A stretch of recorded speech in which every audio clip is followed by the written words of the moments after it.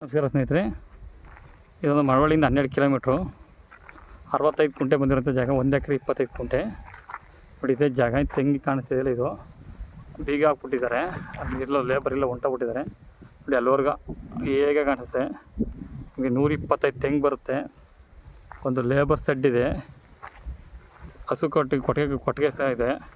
ಒಂದು ಸಿಂಪಲ್ ಒಂದು ಮನೆ ಇದೆ ನೋಡಿ. ಈ ಥರ ಸುತ್ತ ಫೆನ್ಸಿಂಗ್ ಆಗಿದೆ, ಮೆಸ್ ಫೆನ್ಸಿಂಗ್ ಆಗಿದೆ.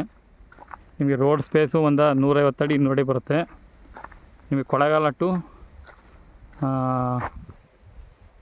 ಮಳವಳ್ಳಿ ಹೋಗೋ ಹೈವೇಯಿಂದ ಒಂದು 3/4 ಕಿಲೋಮೀಟ್ರು, 1 ಕಿಲೋಮೀಟ್ರ್ ಒಳಗಡೆ ಇದು. ಅರ್ಧ ಕಿಲೋಮೀಟ್ರ್ 3/4 ಕಿಲೋಮೀಟ್ರ್ ಒಳಗಡೆ ಜಾಗ ಇರೋಂಥ ಜಾಗ ಇದು.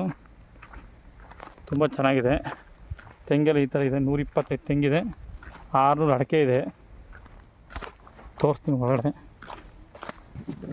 ಈ ಥರ ಗೇಟ್ ಹಾಕಿದ್ದಾರೆ ಫ್ರಂಟು. ತುಂಬ ಚೆನ್ನಾಗಿದೆ ಜಾಗ. ಒಳಗಡೆ ಬೀಗ ಇಲ್ಲ ಹೋಗೋಕ್ಕೆ ನೋಡಿ. ತೆಂಗೆಲ್ಲ ಈ ಥರ ಒಂದು 6 ರಿಂದ 8 ವರ್ಷದ ತೆಂಗು. ಜಾಗ ಮಾತ್ರ ಅಲ್ಟಿಮೇಟ್ ಆಗಿದೆ.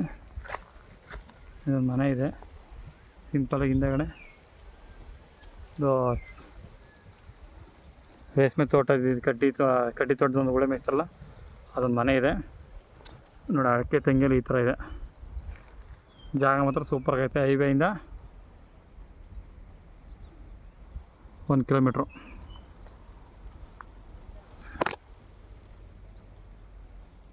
ಒಳ್ಳೆ ಹಿಲ್ಸ್ ವ್ಯೂ ಇದೆ ಹಿಂದಗಡೆ, ಒಳ್ಳೆ ನೀರು. ಹೈವೇಯಿಂದ 1 ಕಿಲೋಮೀಟ್ರ್ ಒಳಗಡೆ ಜಾಗ ಮಾತ್ರ ಸೂಪರ್ ಆಗೈತೆ.